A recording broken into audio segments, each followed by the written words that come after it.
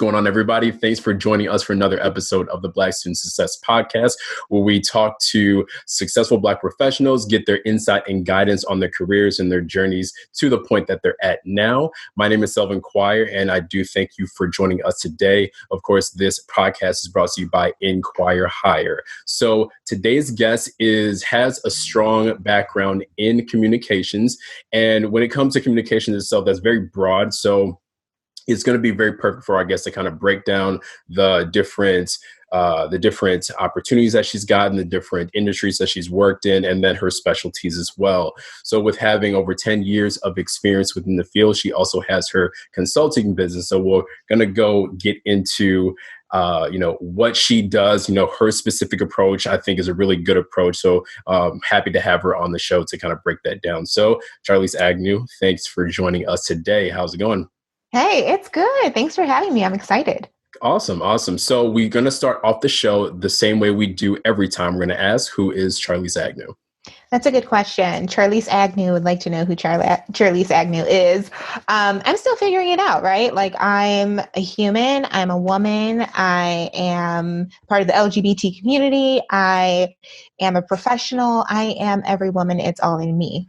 But so really, I'm just trying to figure it out. As you said, thank you for that introduction. I've been in the communications field for 10 years. And really at this time, Charliese Agnew is trying to figure out how she can get things moving on her own.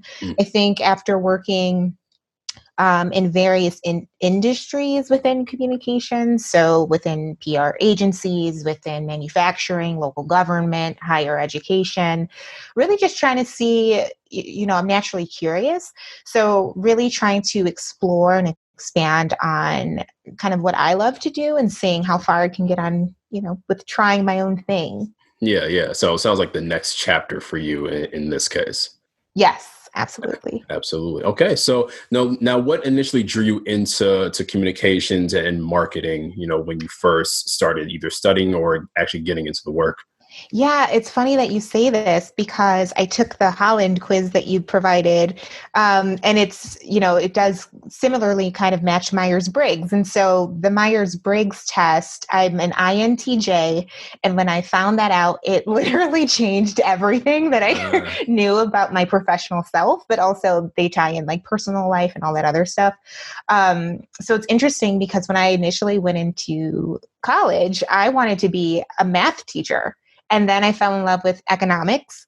And then it was really like the battle of the right and left brain. And my cousin was telling me that her major was in PR. And I was like, oh, what is that? And then she told me about it. And I was like, oh, that's amazing. I want to do that instead. So completely changed kind of the trajectory of my future.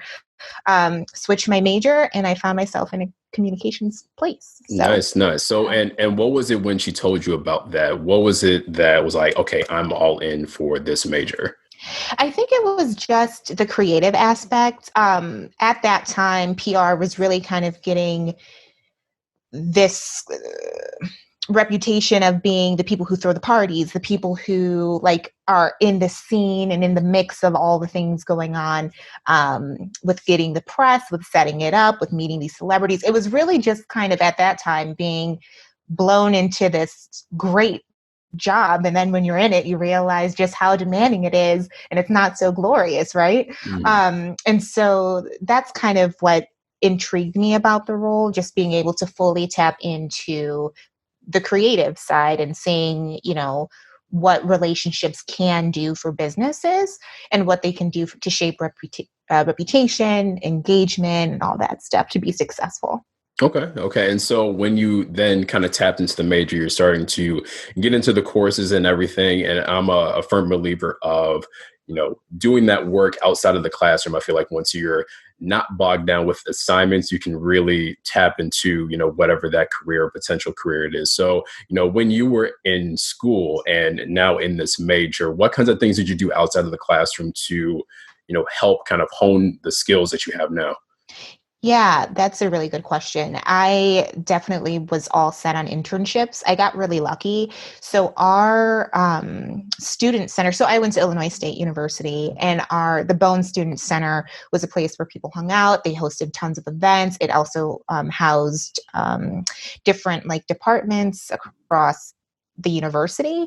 And so I was lucky enough to assume a marketing internship, and I had that for 2 years. So really it was like right at the moment I decided I wanted to do PR, and I was in the major for maybe like not even a full academic year. And this opportunity came up and I jumped on it. And it was one of the best things I did, because something that I find interesting in this space is that communications generally is a generalist job. However, within that comes the PR, the marketing, and the communications. They're technically three different things, but oftentimes communications professionals find themselves doing all three. Yeah. And it's tough, because in order to master one thing well, you have to focus on the one thing. But I think because of the diversity of the job, that's actually what I really like about it, is that you're not kind of narrowed into one specific role. You tend to really kind of hit the communications on all aspects. And so that internship really did that. So I did the media outreach, which tends to fall in the PR bucket. I got to design logos and got to place advertisements, which falls into the marketing bucket. And then I was also crafting content for the website, doing blogs, interviews, and that falls into the communication side. And so those are the three pillars that really kind of make a brand, and it allows consumers to kind of engage with whatever the product may be, whatever the organization is, in the way that we know to do it now. Okay. And then you found that having this trifecta of these different pillars, do you have to have all of them for, to basically meet the goals of the company or for the goals of your job? What is that like to kind of work with all three? Or maybe in some cases, I don't know if you've run into it where you've had one of those pillars missing and had to kind of work with that. What was that like for you? Yeah, that's a really good question. I think you certainly don't need to master all three. I think you should be aware of all three, because it really does take expertise to do each individual kind of pillar well. There are phenomenal marketing professionals. There are phenomenal PR professionals. There's phenomenal communications professionals. And I think to say that everyone can do all the things is incorrect. I think when you do approach this career in a generalist way, there's an understanding that there's a lot of give and take, right? Because you're just juggling so many hats, and traditionally you are doing the job of multiple people. So just keeping that in mind and totally being flexible on that end as well. So I don't know that you have to master all of them. I would certainly say master one, because that would then help you kind of tap into the other skills that you need to reach the goal or mission of the department or your organization. Certainly you can feel the pain points if there are more needs that are required for the marketing tactics, but your main role is communications, which is the storytelling, which is the engagement piece, which is oftentimes also like the social media component, right? And we're starting to see that become a role in itself. I actually kind of built the role from the ground up for the social media position at the Harris School of Publications. Harris School of Public Policy at University of Chicago. That was a brand new role, and they really understood that social media is something that's not going anywhere and definitely needs like a dedicated person. So yeah, I think when it comes to expertise, you really kind of have to pinpoint what it is you like to do, but also be fully aware of how they all interconnect, because at a certain time, you're going to have to rely very heavily on your strengths in order to pick up those pieces. Nice. And I'm glad that you mentioned the whole generalist idea and wearing multiple hats. And as overwhelming as that can be, because we kind of have that in our industry when it comes to higher education, or specifically for me for financial aid, Mhm. working in a small office, you have to do multiple things and know how to do those things and to be able to manage all of that with your students. And then Right. if you are working in a bigger office, you are tending to be on a specific team that has a specialized area that they work Mhm. in. But it's good to have both so that you can hone those skills within the specialty, but know how that works in the grand scheme of everything else. And it sounds like you've been able to do that as well. Absolutely. Yeah. General awareness will get you everywhere, right? You just have to be mindful and keep kind of tabs of the pulse. And I think it'll just all naturally fall into line. It starts to become kind of this thing where you almost anticipate the next steps. And that's something that anybody who's in this career will naturally begin to do.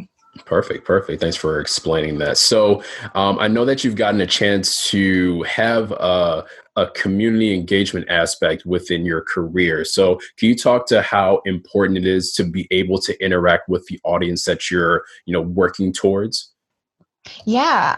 Specifically, a role that I uh, enjoyed so much. I think about it all the time. I think it really kind of helped me grow up in this field. I worked at the city of Evanston for about 2 years. My role specifically there was a community engagement specialist, and so while that was the title, the role very much was a communications role.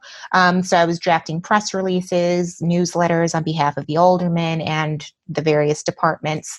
But really, it was amazing because I was ultimately tasked with making sure I was reaching out to the residents of the city and not only doing it in digital touch points, but also thinking of ways of how we can get in front of all residents. So those who didn't have access to emails or computers or even cellular devices or other devices that they could pull up these communications that were being disseminated. So often attending ward events, doing in-person touch points was also incredibly valuable. And it also allowed me to speak directly to them, what they were hearing, what did they know about, what didn't they know about. So I served as a resource to them because I was able to represent the city of Evanston if they had any questions. And it kind of ran the gamut, right? So does Parks and Rec, when can I sign up my kid for a camp? Or when do I pay my wheel tax? So all of those things was essentially, I was like the one man 311 when I would attend those events, but it was fantastic because I think, when we engage, especially locally, that's when you really get to foster a sense of community. So if you can put a face to an organization or, a municipality, I think it really changes the dynamic between you and your or your community. So that role was incredibly pivotal for me because I really enjoyed it. It was so much fun to meet so many new people almost every day, but really also think about like the impact of my work. So it wasn't like I was drafting press releases about a product, and that's obviously something that you make great money.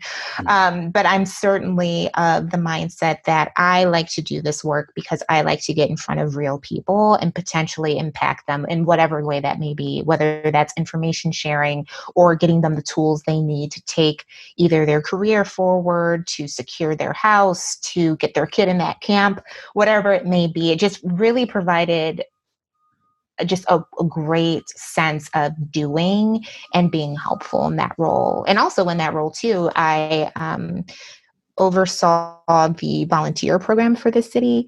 So that was also a very unique kind of project that the role got to oversee. And you don't get to do that every day as a part of a communications generalist. And so I think that really also helped me kind of get to the point where I am now, which is trying to launch a communications consultant role of my own and really tapping into that kind of community engagement background that I have because I'm fully aware that without the people and without their buy-in and without their support, you don't really have much. Yeah, yeah. And what was it like not only just being in that specific role, but being in a role of a place that you grew up in. I'm sure that had maybe it's a little extra special touch, in terms of how you interacted with the people and did your work, or maybe that even brought some more awareness to, a city that you grew up in. I can definitely say that for moving back here, I have a different lens than when I was, 16 or 17. So what was that like for you, being in that position in this specific city? Yeah, it was special. I thought it was, to your point, I looked at the city through a completely different lens. We grew up there. And so I think growing up there, you have memories of school and childhood, but being an adult there is completely different, and getting to fully understand how a municipality operates. What are the functions? What are the departments? What are they responsible for? And how does that impact one's daily life? I think is something that speaks volumes, and gave me an education just to be an active citizen, right? An active resident of wherever I'm at. So it was interesting because in that role, so I was 23, 24. That's when I had finally figured out what ward I lived in. So this is like, it really did provide me a complete sense of education, and really highlighted the point that local politics matters, local representation matters, and you really need to pay attention to what's happening in your own backyard, because that then feeds into the national narrative. So there you go. And to speak to that, I was like 29, 30 when I figured out where I See? got into. So it's funny. Yeah, it's funny when especially putting in the perspective of family, and then you're like, oh, okay, these are those, issues that I never knew exist, and right. why they're existing. So that's pretty dope that you got to have that experience. So now getting into this field, post graduation, getting into the work, did you run into any challenges? And if so, how did you overcome those? Yeah. Oh gosh, there were plenty of challenges. I think for me, when I graduated from college, my dream job was to work at an agency, and I wanted to work at a huge agency. I wanted clients like McDonald's or like big name brands.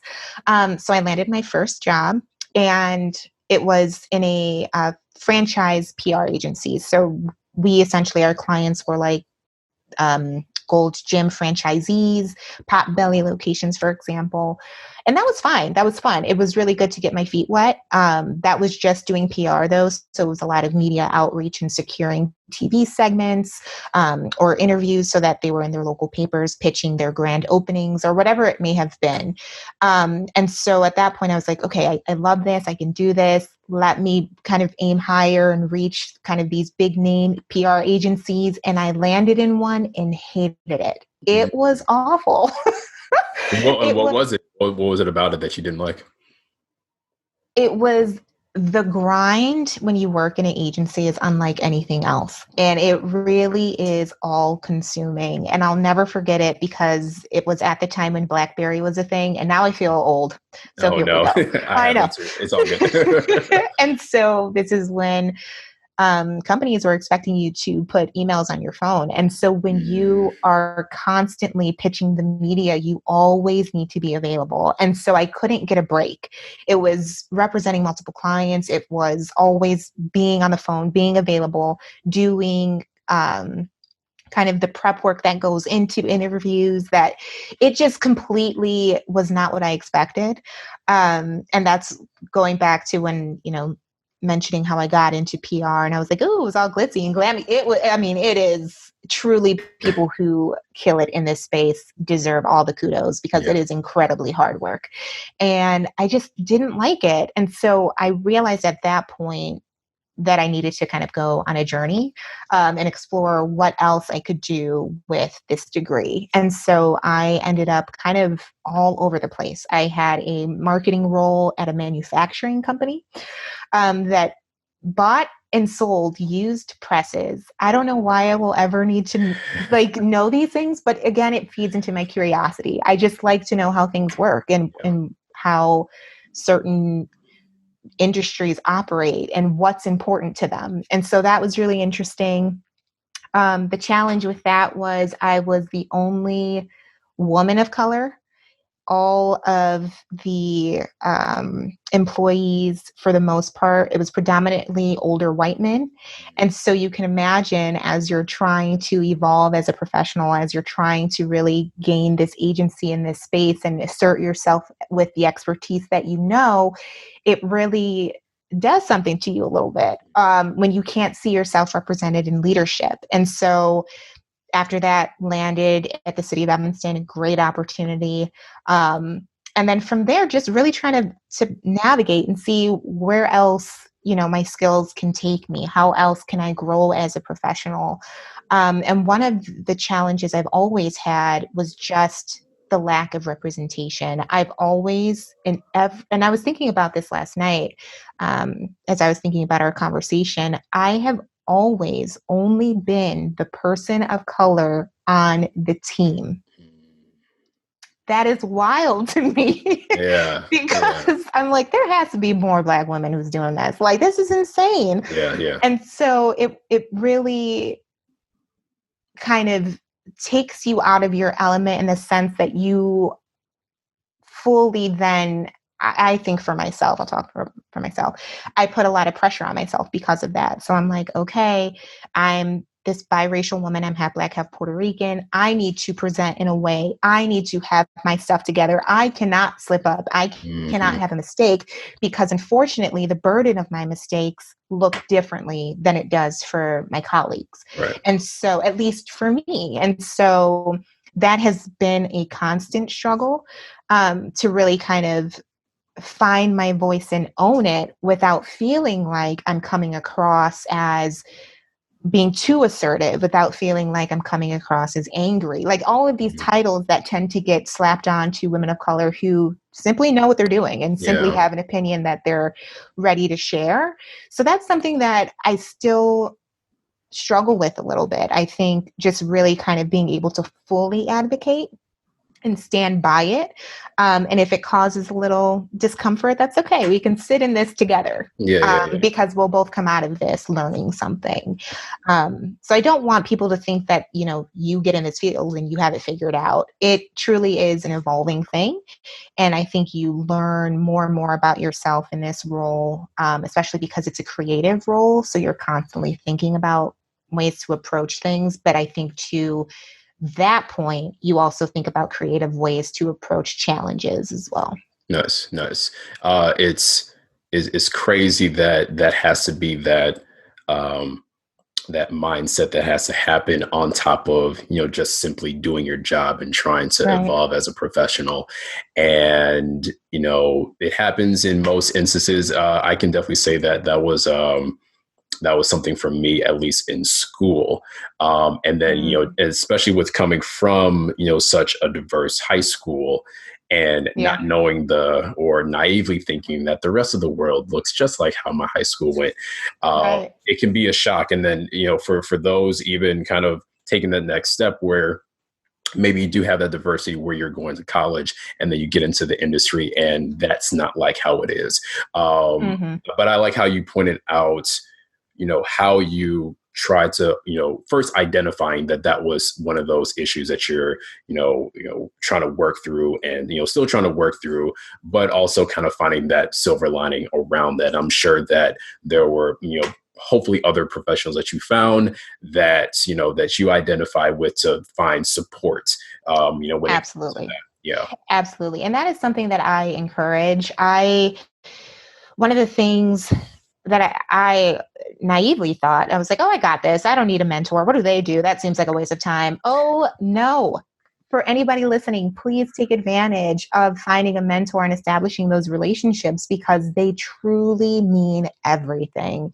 And oftentimes, if you are able and lucky enough to find a mentor who looks like you, who's had similar experiences as you, that their knowledge and their ability to share similar stories with you make all the difference. And so sometimes they'll be able to even give you tips of how to approach something that you went through and ways to kind of navigate that. So 100% do the mentorship if you can, reach across different units. It's one of those things too, because there's so few Black people that I have gotten the chance to work with, that when I see anyone who gets hired for a different team, I'm like, hi. Yes. And so I established those relationships, and that happened currently in my new job too. I was like, let's do coffee. Like, we need to ensure that, you're good, I'm good, we're good, so that we could be good for the organization. But Nice. yeah. Good. Very, very well put. Now, with all that experience has brought you up to this point where you're now in the consulting area, with, having to, try to find your own voice. Now, this is kind of your own platform where you're taking everything that you've learned and you are kind of doing it the way Charliese wants to do it. Now, what has the experience been like? Yeah, it's been fun. It's exciting. It's horrifying. It's all of the things to really keep you on your toes. I think mainly the experience for me has been a giant learning experience. So this is something that I've been thinking about doing. I held off. I'm still kind of nervous about like it being a full-time thing for me, because I'm like, oh gosh, that's so much pressure for me to succeed, right? I need to pay the bills. And so I think right now, the biggest lesson that I'm learning is time management. And so I have a full-time job, and it's more than just 9 to 5. Sometimes we're looking at a 9 to 9, and having to really be protective and set boundaries over your time. So this is my 9 to 5, but I also secured a client, one paying, one non-paying, but really being able to provide the support that they need and basically delivering on what I promised them. And so it's been a lot of fun, because I think kind of to the point of, working in these settings where I find that I'm over policing myself, right? Because I'm of all of the identities I assume. I think in this space, it's awesome because I get to finally take up all the space and sit in my confidence and sit in what I know I can do. And so even the approach in the way that I take on their projects is completely different. So overall, it's exciting. I think I'm incredibly hopeful of what the future would bring for me in this role.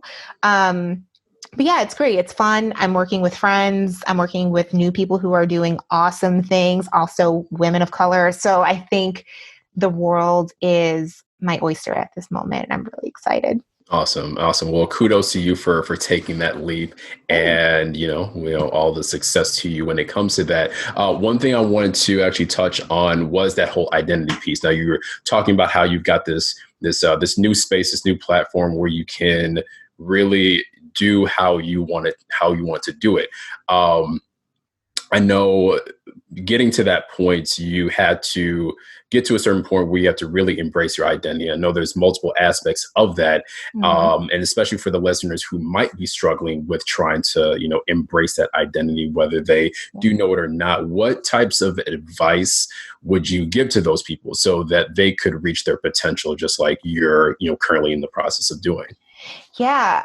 Advice.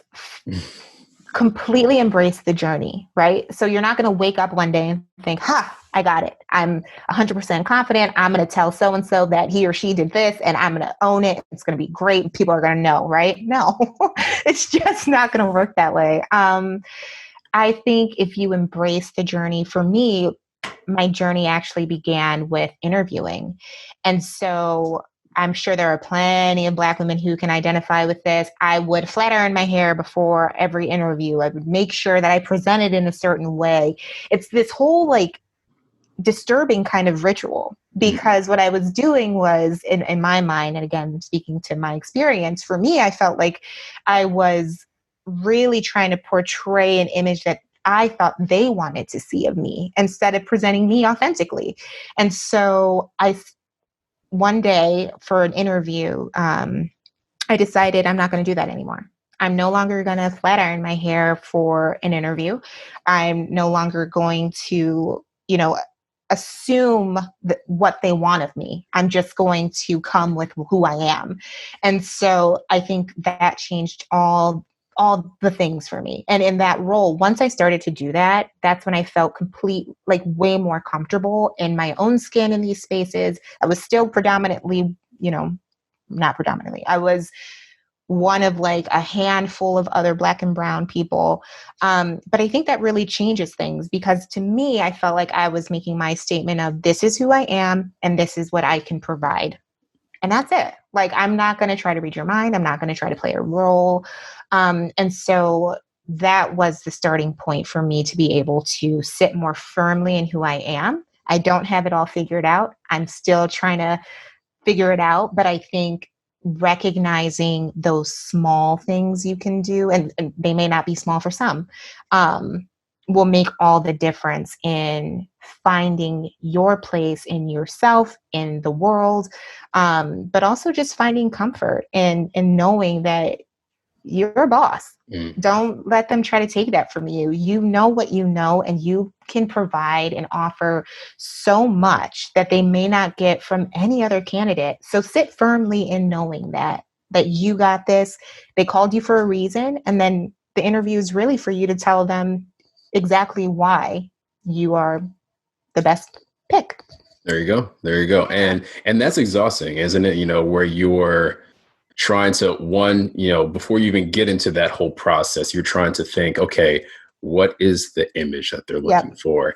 Yep. And then it's the actual physical process of getting to, match that image as much as possible. Yeah. And then even if you are successful, with, getting the job with the way that you had presented yourself, now you've got to keep that up. And that's even more exhausting, because you're, especially when it comes to a job that does take up, a majority of your day, that's a majority of your day that you're not yourself. And, how terrible. Yeah. We learn about code switching, we learn about that. We learn about it, in the technical term. And then we actually kind of see ourselves doing these even before we know what that meant.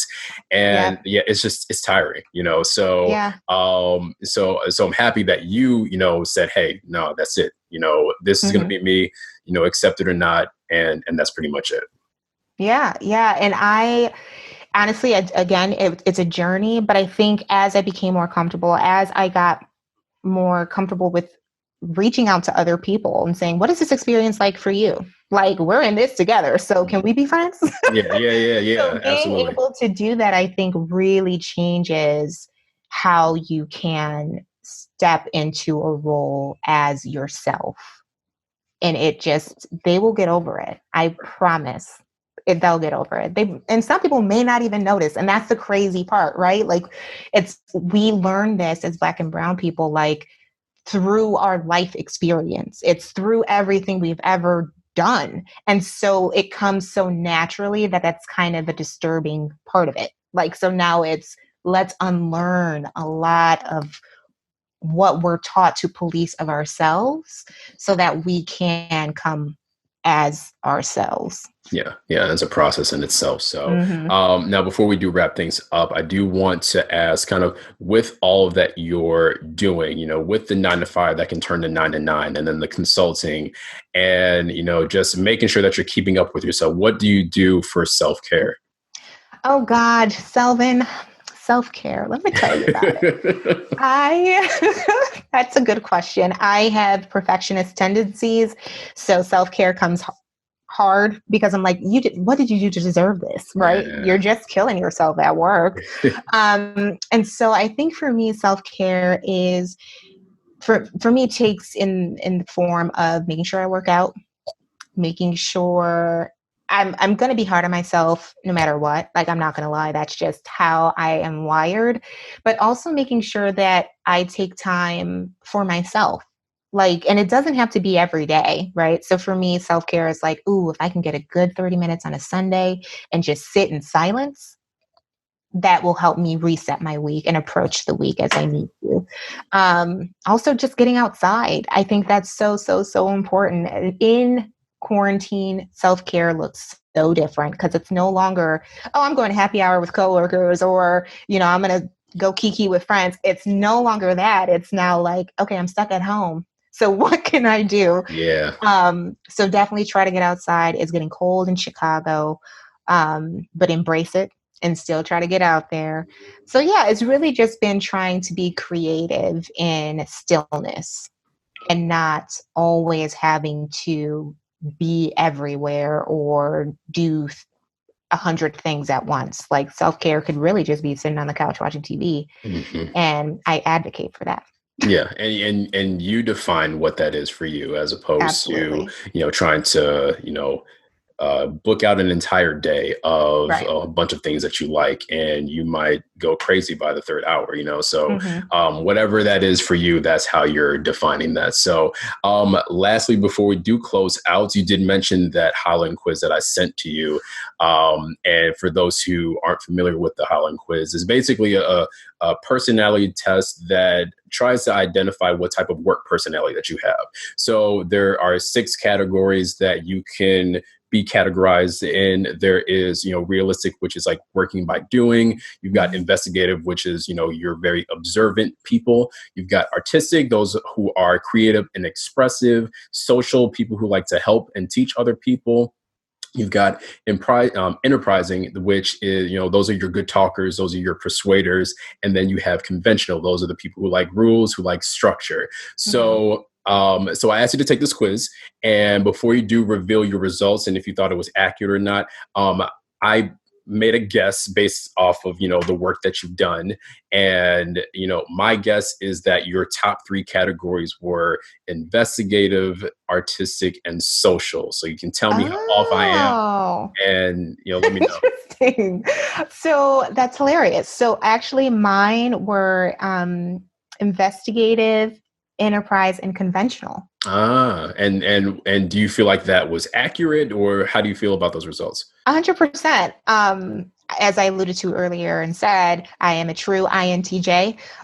We get the bad rap of not necessarily being team players because we prefer to work on our own. However, we do like to have fun too. And so I thought it was interesting because in the results from this test, it really pointed to, yes, girl, you like the data, you like things to make sense.